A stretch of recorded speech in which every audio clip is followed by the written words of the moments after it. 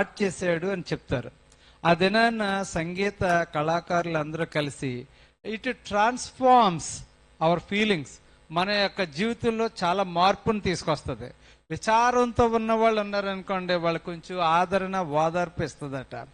Music అన్ని వయసుల వారి యొక్క మనసును తాగుతూ ఉంటుంది.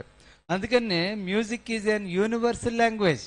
మేము అమెరికా వెళ్ళినప్పుడు అక్కడ పాట పాడతాం, వాళ్ళకి తెలుగు రాదు, కానీ ఆ భావాన్ని, మా ఎక్స్ప్రెషన్ని వాళ్ళు అర్థం చేసుకుని అందరూ చప్పట్లు కొడుతూ ఉంటారు. So music is an universal language. కొన్నిసార్లు హిందీ పాటలు విన్నప్పుడు హిందీ రాని మనం కూడా తన్మయంలోకి వెళ్ళిపోతాం కొన్ని ఇతర భాషల్లో పాడినప్పుడు. చాలా మ్యూజిక్స్ ఉన్నాయి. అయితే కొన్ని సినిమా మ్యూజిక్లు ఉన్నాయి, కొన్ని చర్చ్ మ్యూజిక్లు ఉన్నాయి. ఇంకా చెప్పాలనుకుంటే బైబిల్ గ్రంథంలోనట 400 రెఫరెన్స్లు ఉన్నాయి మ్యూజిక్ గురించి. ఆ 50 డైరెక్ట్ కమాండ్లు ఉన్నాయి. మనం చూసినప్పుడు కీర్తన గ్రంథము మొత్తం కూడా పాటలు, అసలు కీర్తనలు అంటేనే పాటలు కదా. ఇది హెబ్రీల పాటల పుస్తకం, ఏది కీర్తనల గ్రంథం. ఉదాహరణకి 100వ దావీదు కీర్తన తీసుకున్నారనుకో, అక్కడ ఎంత చక్కగా ఉంటుందంటే 100వ దావీదు కీర్తనలో చూడండి,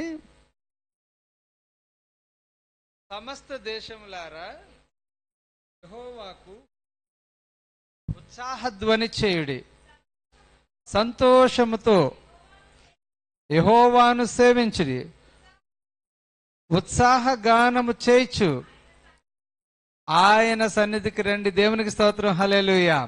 అంటే ఈ 100వ దావీదు కీర్తన అంతా కూడా దేవుణ్ణి స్తుతిస్తూ ఆయన సన్నిధికి రండి అని చెప్తున్నాడు. చర్చ్ మ్యూజిక్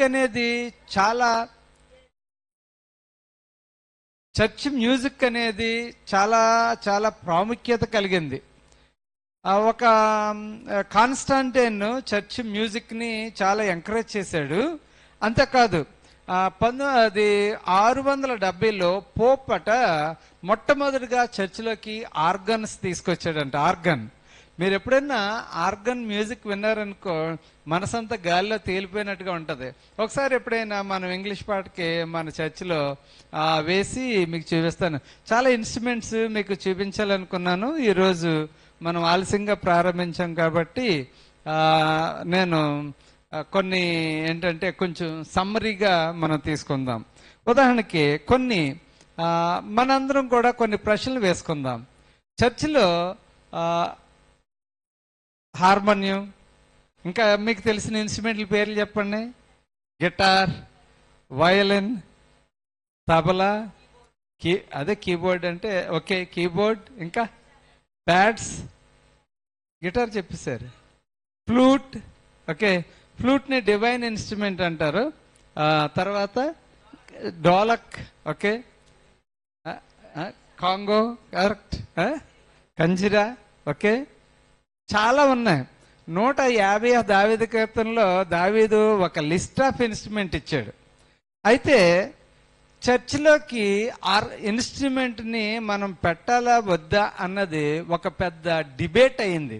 ఆ డిబేట్ కొంతమంది ఏమో దేవుడు అంటే ప్రభువు ఈ నూతన నిబంధనలో ఇన్స్ట్రుమెంట్ని ప్రోత్సహించలేదని కొంతమంది, ఇన్స్ట్రుమెంట్ని ప్రోత్సహించాడని కొంతమంది చెప్తూ చాలా చక్కగా వాళ్ళు ఏం చేస్తున్నారంటే ఆర్గ్యూ చేసుకున్నారు. ఆర్గ్యూ చేయడం కాదు, ఆ బేసిస్ మీద మరలా సంఘం విడిపోయింది. ఇప్పుడు instrumental churches, non instrumental churches అని వచ్చినాయి. ఉదాహరణకి కొరింథీయులకు రాసిన పత్రిక 14వ అధ్యాయము 15వ వచనంలో ఏముంటుందంటే, మనసుతో పాడుదును ఆత్మతో పాడుదును, మనసుతో ప్రార్థన చేతును ఆత్మతో ప్రార్థన చేతును. అంటే ప్రార్థన వయలిన్తో పాట వయలిన్తో పాడుదును అని లేదు, మనసుతో పాడుదును ఆత్మతో పాడుదును.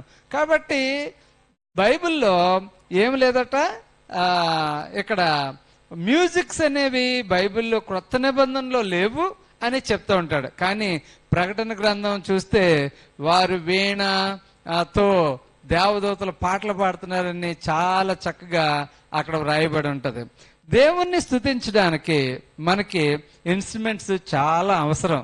ఒకప్పుడు లేవు, అప్పుడు చర్చిలో పెట్టుకోవడం చాలా కష్టం. కొనే ఎఫర్ట్ లేదు, మనీ లేదు, ఇంకా చర్చిలో ఇన్స్ట్రుమెంట్ వద్దు అని అన్నారు. ఇప్పటికీ కూడా కొన్నిసార్లు ఏం చేస్తారంటే కొన్ని చర్చిల్లో మంచి సింగర్స్ ఉంటారు, వాళ్ళు ఇన్స్ట్రుమెంట్ లేకపోతే పాటలు పాడరు. వాళ్ళు దేనికి ప్రాధాన్యత ఇస్తున్నారంటే ఇన్స్ట్రుమెంట్కి ప్రాధాన్యత ఇస్తామన్నారు. ఇప్పుడు మనకి కరెంటు ఎలక్ట్రిసిటీ ఆగిపోయింది, అప్పుడు ఏం చేస్తారంటే ఇంకా అటు ఇటు చూస్తారు, ప్రసంగికుడు కూడా ప్రసంగం చేయడు. కారణం ఏంటంటే మొత్తం మనం ఎలక్ట్రానిక్స్ మీద, మైక్ మీద, క్యాషువల్ మీద, గిటార్ల మీద ఆధారపడిపోయాం. దేవుణ్ణి ఆత్మతో పాడుదును, మనసుతో పాడుదును అంటూ ఉన్నారు. కాబట్టి ఇన్స్ట్రుమెంట్స్ ఉన్నా లేకపోయినా దేవుణ్ణి స్తుతించవలసిన అవసరత ఎంతైనా ఉంది. ఈ కీర్తన గ్రంథం చూస్తే మొత్తం అంతా పాటలు పాడమనే చాలా చక్కగా ఉన్నది. చూడండి 4వ వచనం, 100వ దావీదు కీర్తన 4వ వచనం. కృతజ్ఞతార్పణలు చెల్లించుచు ఆయన గుమ్మములలో ప్రవేశించుడి, కీర్తనలు పాడుచు ఆయన ఆవరణంలో ప్రవేశించుడి. దేవునికి స్తోత్రం, హల్లెలూయా. చాలా చక్కగా ఈ కీర్తనకారుడు చెప్తూ ఉన్నాడు, కృతజ్ఞత అర్పణలు చెల్లించచ్చు. మనం చాలాసార్లు దేవుని మందిరానికి ఎలా వస్తూ ఉంటామంటే ఏ విధంగా మనం రావాలో తెలియని పరిస్థితిలో ఉంటే, మరి దావీదు మహా జ్ఞాని, దావీదు గొప్ప సింగర్, ఆయన ఏం చెప్తున్నాడంటే కృతజ్ఞత అర్పణలు చెల్లించి సంతోషంగా రావాలి. కొన్నిసార్లు మనం మొక్కుకుని అనవసరంగా మొక్కుకున్నామా అన్నట్టుగా అర్పణ తీసుకొస్తూ ఉంటారు. అందుకని పౌలు గారు ఏమంటున్నారంటే మీరు స్వేచ్ఛార్పణ ఇవ్వండి, లేదంటే మీరు హృదయంలో నిశ్చయించుకున్నట్టుగా ఇవ్వండి అని చెప్తూ ఉన్నాడు. రెండవది ఏంటంటే ఆయనను స్తుతించుడి, ఆయన నామమును గణపరచుడి. కేవలం పాటల ద్వారానే మనం ఎక్కువగా దేవుని స్తుతిస్తాం. నేను ఈరోజు మీకు ఒక వ్యక్తిని పరిచయం చేయాలనుకుంటున్నాను. దీనికోసం చక్కగా ఒక గ్రూప్లో వస్తూ ఉంది, దాన్ని నేను మీకు పెట్టి వినిపించాలని అనుకుంటా ఉన్నాను. ఈయన పేరు క్రీస్తు శేషులు పురుషోత్తమ చౌదరి గారు. ఆయన మరి ప్రభువుని నమ్ముకున్న తర్వాత అనేక పాటలు రాశారు. మీ అందరూ తెలుసు కదా, ఆంధ్ర క్రైస్తవ కీర్తనలో ఈ బుక్లో చాలా పాటలు మన పురుషోత్తమ చౌదరి గారు రాశారు. అయితే ఈ దినాన మరి ఎవరు కూడా ఆ పాటలు పాడలేకపోతూ ఉన్నారు. కారణం ఏంటంటే మనకి తెలిసినవి తక్కువ. మనమందరం లైట్ మ్యూజిక్ వాడతాము, మనము ఎక్కువగా ఈ క్లాసికల్ మ్యూజిక్ పాటలు మనకి రావడం లేదు. అందుకని ఈ మధ్యకాలంలో కొంతమంది తిరిగి ఈ పాటలు మన సంఘాల్లో పరిచయం చేయాలని చాలా ప్రయత్నం చేస్తూ ఉన్నారు. ఆ ప్రయత్నాల్లో ఆంధ్ర క్రైస్తవ కీర్తనలు అనే ఒక గ్రూప్ కూడా పెట్టి దాన్ని ఏం చేస్తున్నారంటే ఎక్కువ సంఘాల్లో మీరు ఏం చేయాలంటే పాడించండి అని చెప్తూ ఉన్నారు. యాక్చువల్గానట మన పురుషోత్తం చౌదరి గారు రాసిన పాటలు 75 ఉన్నాయండి ఇందులో. మీరు ఎప్పుడైనా పాడారో లేదో, కొన్ని పాటలు మనము అప్పుడప్పుడు పాడుకుంటే చాలా బాగుంటుంది. ఈ సమయంలో దేవుని యొక్క గ్రంథంలో మొట్టమొదట వాద్యకారుడు ఎవరు అనేది ఎవరైనా చెప్తారా? మొట్టమొదట మ్యూజిక్ ప్లే చేసింది ఎవరు చెప్తారా? మిరియామ్ అండి. Okay, Miriam. ఇంకా ఎవరు చెప్తారు? దావీదు. ఇంకా ఎవరు చెప్తారు? మొట్టమొదటి మ్యూజిషియన్ బైబిల్లో ఎవరైనా చెప్పాలా? ఆదాము. కవిత చెప్పాడు, కానీ ఇన్స్ట్రుమెంట్ ప్లే చేసింది ఎవరు అని అడుగుతున్నాను. ఇన్స్ట్రుమెంట్ ప్లే చేస్తాడు.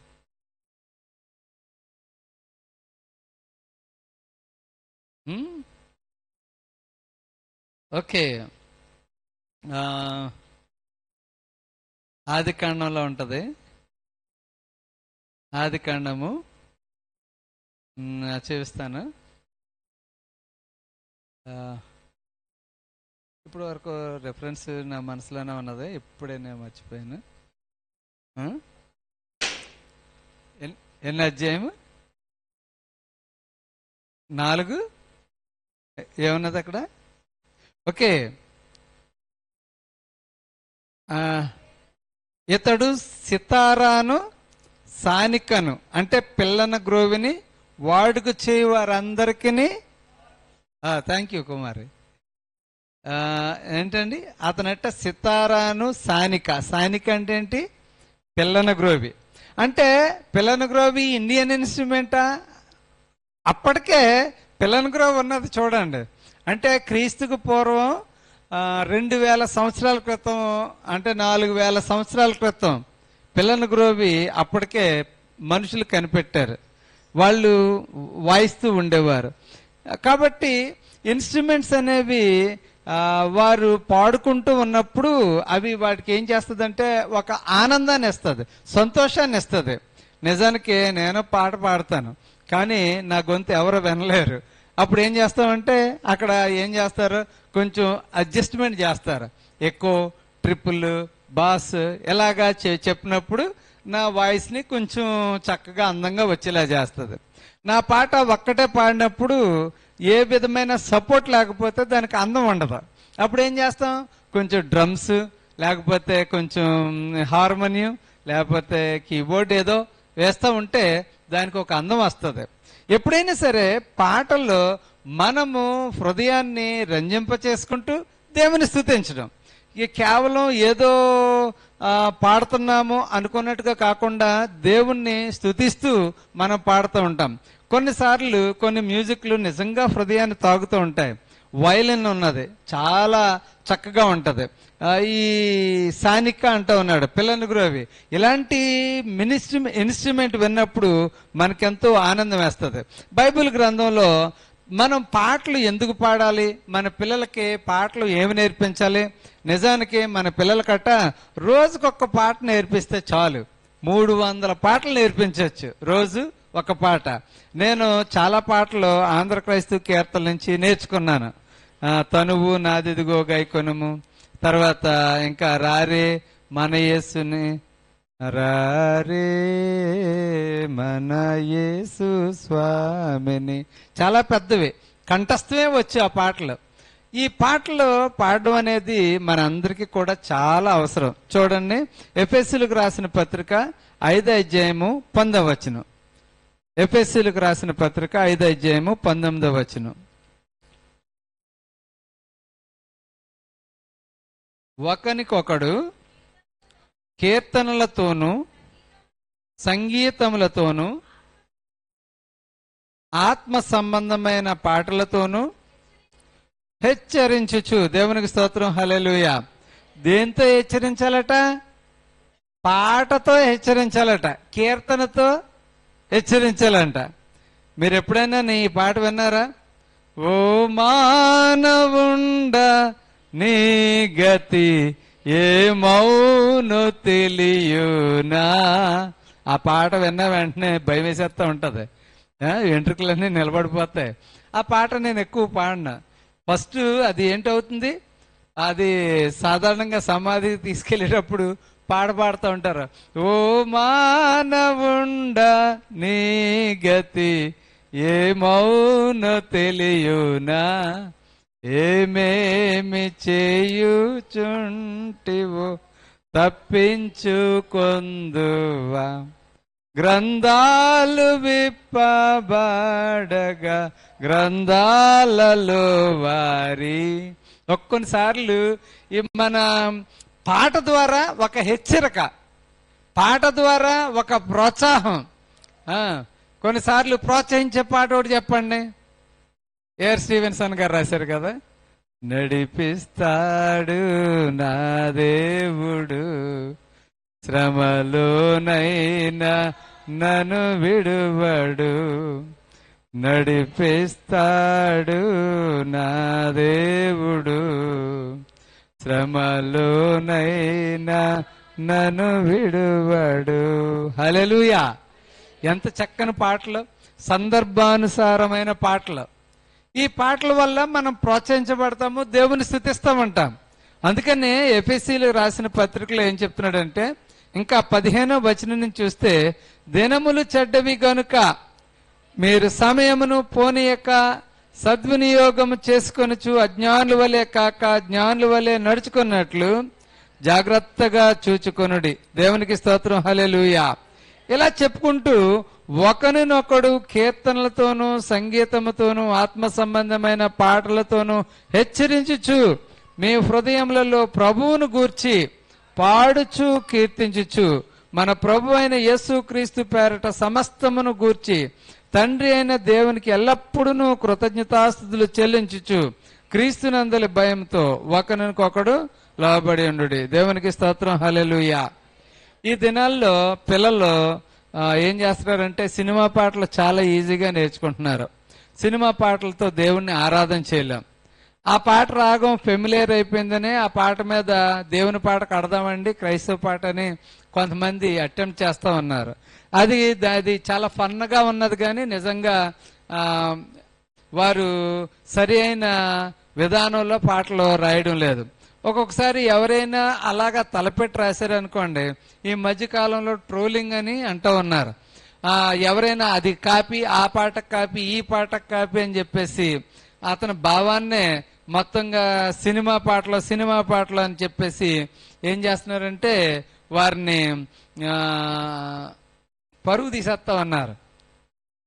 కాబట్టి మనం పాటలు ఒక్కొక్కసారి పాడుతూ ఉన్నప్పుడు మనం సరి అయిన పాటలు మనం పాడుకోవాల్సిన అవసరం ఉన్నది. ఇప్పుడు చూడండి, ఈ పాటల పుస్తకంలో చాలా రాగాలు ఉన్నాయి. ఆనంద భైరవి రాగం, సొరటి రాగం, హిందుస్థానీ, ముఖారి, శంకరాభరణ రాగం, యదుకుల కాంబోజీ రాగం, ఆనంద భైరవి రాగం. ఒక్కొక్క రాగం నుంచి 10-20 రాగాలు పుట్టినాయి. తల్లి రాగాలు, జనక రాగాలు, జన్య రాగాలు అంటూ ఉంటారు. కొన్ని వందల రాగాలు అలా పుట్టినాయి. కొన్నిసార్లు పాటకి దగ్గర కలిసిపోతూ ఉంటాయి. ఒక్కొక్కసారి ఒక మ్యూజిక్ నుంచి ఒక మ్యూజిక్ ఈజీగా వెళ్ళిపోతూ ఉంటారు. కానీ చాలా మంది ఏం చేస్తారంటే ఈ మధ్యకాలంలో ఉన్న ఈ సినిమా మ్యూజిక్ ని చర్చిలోనికి తీసుకొచ్చేస్తున్నారని చాలా క్రిటిసిజం ఉంది. నిజానికి అలా తీసుకొస్తూ ఉన్నారు. కాబట్టి అలా మనం చేయకూడదు. హోలీనెస్ అనేది మనం తప్పకుండా మనం మెయింటైన్ చేయాలి. చాలా మంది అలా మెయింటైన్ చేయకే వాళ్ళు ఎప్పుడూ క్రిటిసిజం చేయబడుతూ ఉన్నారు. కాబట్టి ఈ సమయంలో మనం నేర్చుకోవలసిన చక్కని వచనాలు ఏంటంటే, మనము చక్కని పాటలు పాడాలి, మన పిల్లలకి మంచి పాటలు నేర్పించాలి. ఇప్పుడు పిల్లలతో కంఠస్థవాక్యాలు చేస్తున్నాం అనుకోండి, కొన్నిసార్లు వాళ్ళు కంఠస్థం చేయరు. అప్పుడు ఒక పాట నేర్పించామనుకోండి, చక్కగా వారు ఆ పాటను గుర్తు చేసుకుంటూ వాళ్ళు నిద్రపోతూ ఉంటారు. నా చిన్నప్పుడు కొన్ని పాటలు నేర్పించారు. అవి కూడా మన ఆంధ్ర క్రైస్తవ కీర్తనలో ఉన్నాయి. దేవ కావవే రాత్రి మమ్ములన్, నీవే నేడు కాచినావు, నీకు స్తోత్రముల్. ఇవి చిన్నప్పుడు మా పేరెంట్స్ నేర్పించిన పాటలు. ఇంకా చాలా మంచి పాటలు ఉన్నాయి. కాబట్టి ఈ దినాన మరి మ్యూజిక్ డే సందర్భంగా, అవి వరల్డ్ మ్యూజిక్ డే సందర్భంగా సంఘంలో కూడా మ్యూజిక్ అనేది చాలా ప్రాధాన్యత. ఆరాధన తర్వాత వర్షిప్ అంటూ ఉన్నాం. ఆ వర్షిప్ ద్వారా మరి దేవుని స్తుతించాలి. పరలోకంలో కూడా దేవదూతలు దేవుని స్తుతిస్తూ ఉన్నారు. మరి కీర్తన గ్రంథంలో మొత్తం కీర్తనలన్నీ కూడా దేవుని స్తుతిస్తూ ఉన్న కీర్తనలే. కాబట్టి మనము ఏం చేయాలంటే పాటలు పాడుతూ మనం ఒకరినొకరు హెచ్చరించుకుంటూ మన హృదయంలో ప్రభువును గురించి మనం గానం చేయాలి. కొలసీలకు రాసిన పత్రిక కూడా ఒకసారి చూద్దాం. కొలసీలకు రాసిన పత్రిక 3:16 సంగీతములతోనూ కీర్తనలతోనూ ఆత్మ సంబంధమైన పద్యములతోనూ ఒకనికొకడు బోధించుచు బుద్ధి చెప్పుచు కృపాసహితముగా మీ హృదయములలో దేవుని గూర్చి గానము చేయుచు సమస్త విధములైన జ్ఞానముతో క్రీస్తు వాక్యము మీలో సమృద్ధిగా నివసింపనీయుడి. దేవునికి స్తోత్రం, హల్లెలూయా. అంటే పాటల ద్వారా దేవుని వాక్యము మన హృదయాల్లో నివసింపచేయాలట. మనకి టీవీ ఇప్పితే సినిమా పాట వస్తుంది కాబట్టి అదే మన నోటికి వస్తూ ఉంటుంది. మన చెవులకి అవే పాటలు వినిపిస్తాయి. అయితే మన పిల్లల యొక్క హృదయంలో దేవుని వాక్యము ఉండాలి అనుకుంటే తప్పకుండా పిల్లలకి చక్కని పాటలు నేర్పించాలి. అందుకనే ఈ దినాన మనందరికీ తెలుసుకునేది ఏంటంటే 3 ముఖ్యమైన పనులు మనం చేయాలి. నెంబర్ 1, ప్రతి ఒక్కరి ఇంట్లోనూ రాత్రులు ఫ్యామిలీ ప్రేయర్ అనేది ఒకటి తప్పకుండా ఉండాలి. ఈ ఫ్యామిలీ ప్రేయర్లో ఒక బైబిల్ వచనం చదవడం, దాన్ని కంఠస్థం చేయడం, ఒక పాట పాడుకోవడం, ఆ పాటని మరలా పాడుకుంటూ ఉంటే ఆ పాట ప్రాధాన్యత మనం చెప్తూ ఉండాలి. కొన్నిసార్లు పాటని మనం ఎక్స్ప్లెయిన్ చేస్తూ ఉండాలి. ఒక పాట ఉన్నది, మీకు అందరికి తెలిసిందే. కుమ్మరి ఓ కుమ్మరి వాడ జగత్తుత్పత్తి దారి మన్ను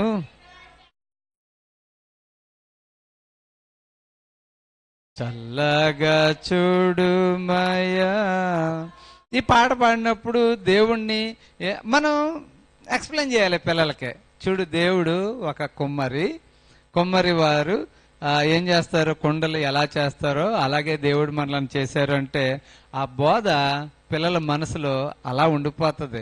ఎప్పుడైతే తల్లులు తండ్రులు చక్కని స్టోరీస్ చెప్తూ ఉంటారో అవి మన మనసులో ఉండిపోతుంది.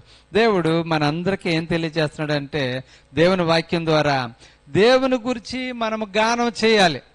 మనం మనుషుల గురించి గానం చేస్తూ ఉంటాం, లేకపోతే అందరిని వర్ణిస్తూ గానాలు చేస్తూ ఉంటాం.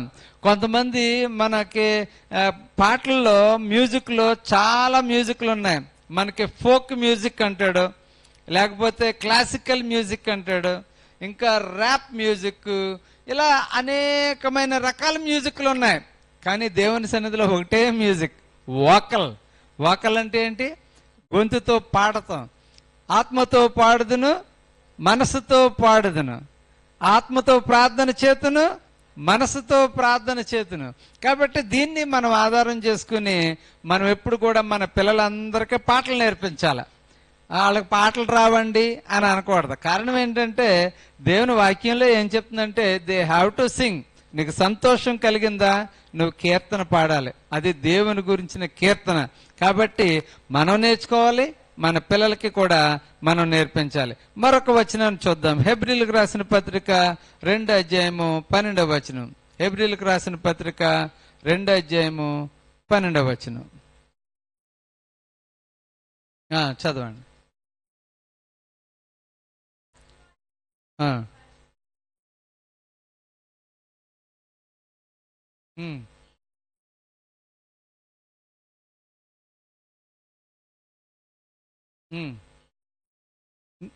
నీ నామమును నా సహోదరులకు ప్రచురపరుతును, సమాజము మధ్య నీ కీర్తిని.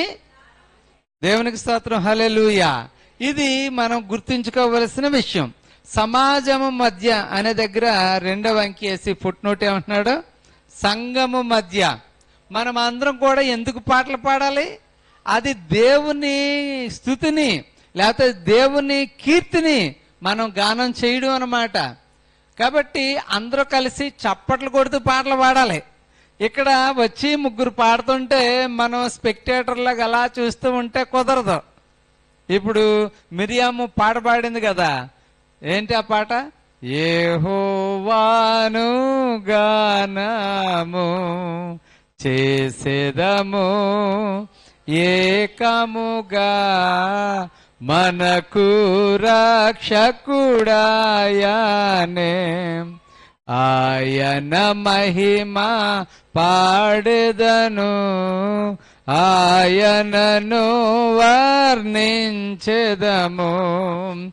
ఆయనే దేవుడు మనకు. అక్కడ దేవుని యొక్క లక్షణాలన్నీ కూడా వర్ణిస్తూ ఉన్నాడు. ఎంత అద్భుతంగా ఉంటుంది ఆ పాట. ఆ పాట ఇంతకు ముందు ఐ థింక్ 10 స్టాంజెస్ ఉంటాయి. అన్నీ కూడా కంఠస్థం అలా పాడుకుంటూ వెళ్ళిపోయేవారు పూర్వం. వాళ్ళు చదువుకున్నవారు కాదు. కానీ ఇప్పుడు చదువు వచ్చిన మనం పుస్తకం లేకపోతే పాడలేకపోతున్నాం, పుస్తకం చేతిలో ఉంటే చప్పట్లు కొట్టలేకపోతా ఉన్నాం. ఎందుకంటే మనం ఇంటి దగ్గర ఆ పాటలు పాడక. ఇక్కడ దేవుని వాక్యం ఏం చెప్తుందంటే సమాజము మధ్య దేవుని కీర్తిని మనం గానము చేయాలి. దేవునికి స్తోత్రం, hallelujah. Today we are learning the importance of singing individual.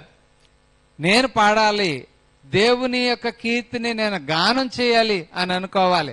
అంతేగాని వాళ్ళు పాడతారు నేను కూర్చుని చూద్దాము, లేకపోతే వాళ్ళు పాడతారు నేను వింటాను, అలా మనం అనుకోకూడదు. మనము మనవంతుగా దేవుణ్ణి ఏం చేయాలి? స్తుతించాలి. ఇంకా ఫైనల్ గా ఈ రోజు మనం చదువుకున్న వాక్యము యాకోబు రాసిన పత్రిక 5వ అధ్యాయము 13వ వచనం. ఇక్కడ ఏమన్నా చెప్పండి. మీలో ఎవరికైనాను శ్రమ సంభవించిన అతడు ఏం చేయాలి? ప్రార్థన చేయాలి. సంతోషం కలిగిన అతడు కీర్తనలు పాడాలి. మీలో ఎవడైనాను రోగి ఉన్నాడా? అతడు సంఘపు పెద్దలను పిలిపింపవలను. వారు ప్రభు నామమున అతనికి నూనె రాసి అతని కొరకు ప్రార్థన చేయవలను. ఇక్కడ ఏం చెప్తున్నాడంటే సంఘంలో విశ్వాసులు ఎలా ఉండాలి అనేది చెప్తా ఉన్నాడు. కొన్నిసార్లు శ్రమ మనకు సంభవిస్తుంది. అది ఉద్యోగపరమైనది కావచ్చు, వ్యక్తిగత పరమైనది కావచ్చు, రిలేషన్షిప్ ప్రాబ్లం కావచ్చు, భార్యాభర్తల మధ్య సమస్య కావచ్చు, రోగానికి సంబంధించింది కావచ్చు. అయితే శ్రమ సంభవించినప్పుడు మనం డిస్కరేజ్ అయిపోకూడదు. శ్రమ సంభవించినప్పుడు అయ్యో నాకే ఎందుకు వచ్చింది అని మనం అనుకోకూడదు. చాలా సార్లు మనం అలాగ అనుకుంటాం. ఒకసారి ఒక ఆయన బోధిస్తున్నాడు. ఆయనకి ఫస్ట్ ఒక ఆడపిల్ల పుట్టిందంట. వావ్, నాకు చాలా చక్కని పాప పుట్టింది అని చప్పట్లు కొట్టాడు. రెండోసారి ట్రై చేశాడు, మగ పిల్లాడు పుడతాడేమో అని. రెండోసారి కూడా ఆడపిల్ల పుట్టిందంట. కొంచెం ఆలోచించుకున్నాడు. ఈసారి దేవుణ్ణి అడుగుదాం, మూడోసారి చాలా మందికి మూడో పిల్ల మగాళ్ళు పుడతారు అని ప్రార్థన చేసుకుని ఉంటే మూడవది ఆడపిల్ల పుట్టింది. మళ్ళీ ఇంకా అతనికి ఆశ చనిపోలేదు. మళ్ళీ అలాగ కలుసుకున్నప్పుడు దేవుడు మళ్ళీ 4వదే ఆడపిల్ల ఇచ్చాడంట. ఇంక సర్జరీ చేయించేసుకున్నారు ఎందుకు వచ్చిందని. అప్పుడు అతను అంటున్నాడు, ప్రభా నువ్వు నాకే ఎందుకు ఇచ్చావు ఆడపిల్లల్ని, నేను ఒక్క మగపిల్లల్ని ఎందుకు ఇవ్వలేదు? కొన్నిసార్లు సమస్యలు ఎలాగుంటాయంటే నాకే ఈ సమస్య ఎందుకు వచ్చింది? ఆడపిల్లలు ఉన్న వాళ్ళు చాలా మంది ఉన్నారు లోకంలో. కానీ ఇతను ఏమనుకుంటున్నాడంటే ఇది నాకే వచ్చింది, నా ఇంట్లోనే వచ్చింది. శ్రమ సంభవించినప్పుడు మనం అందరం కూడా అలాగే అనుకుంటాం. ఉదాహరణకి భార్యాభర్తల సమస్యలు ఒకడింట్లోనే రాలేదు, అందరిలోనూ ఉంటాయి. కాకపోతే కొంతమంది బయటపడతారు, కొంతమంది బయటపడరు. కొంతమంది కోర్టుకు వెళ్తారు, కొంతమంది వెళ్ళరు. కొంతమంది పోలీస్ స్టేషన్కి వెళ్తారు, కొంతమంది వెళ్ళరు. కొంతమంది ఆ సమస్యతో నలిగిపోతూ ఉంటారు. ఏదేమైనా దేవుడు మనకు తెలియజేస్తున్నాడు, సమస్య వచ్చినప్పుడు, శ్రమ సంభవించినప్పుడు ప్రార్థన చేయడం చాలా అవసరం. దావీదు ఏమంటున్నాడు తెలుసా? నా ప్రాణమా నాలో నువ్వేలా కృంగిపోతున్నావు, యెహోవా యందు నిరీక్షణించు. కొన్నిసార్లు ఆ నిరీక్షణ లేకే ప్రజలు చాలా ఇబ్బందులకు గురైపోతూ ఉంటారు. ఈ దినాన దేవుడు మన అందరితోనూ మాట్లాడేది ఏంటంటే we should have a hope in Jesus Christ. యేసుక్రీస్తునందు నిరీక్షణ కలిగి ఉండాలి. ఆయన మన సమస్యను తీరుస్తాడు అని మనం అనుకోవాలి. అంతేకాదు ఆయన తీరుస్తాడు కూడా. అంతేకాదు సంతోషం ఉన్నప్పుడు మనం చప్పట్లు కొట్టాలి, కీర్తనలు పాడాలి అని దేవుడిని వాక్యం తెలియచేస్తా ఉంది. ఆ చప్పట్లు కొట్టడం ఇంకొకరి పని, పాటలు పాడడం వారి డ్యూటీ అలా అనుకోకూడదు. మనం అందరం కూడా దేవుని స్తుతిస్తూ పాటలు పాడుతూ దేవుని ఆరాధన చేసినప్పుడు పరిశుద్ధాత్ముడు మన దగ్గర రావాలి. ఇక్కడ ఏమంటున్నాడు తెలుసా? పౌలు శీలలు ప్రార్థన చేసినప్పుడు ఏం జరిగింది?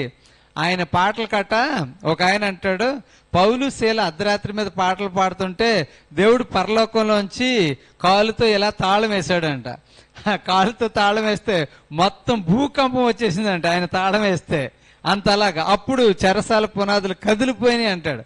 అంటే మన పాటలు పాడినప్పుడు వాయిద్యాలు ఉన్నా ఉండకపోయినా, మ్యూజిక్ ఉన్నా ఉండకపోయినా, ఎలక్ట్రిసిటీ ఉన్నా ఉండకపోయినా మన స్వరాలతో మనం దేవుని స్తుతించవలసిన అవసరం ఎంతైనా ఉంది. ఈ దినం నుంచి మనమందరం కూడా దేవుని పాటలు ఎక్కువగా పాడడానికి మనం సిద్ధపడదాం, మన పిల్లలకు నేర్పిందాం. మనమందరం కళ్ళు మూసుకుందాం, ప్రార్థన చేద్దాం. హల్లెలూయా, హల్లెలూయా, హల్లెలూయా, హల్లెలూయా, హల్లెలూయా, హల్లెలూయా. మనం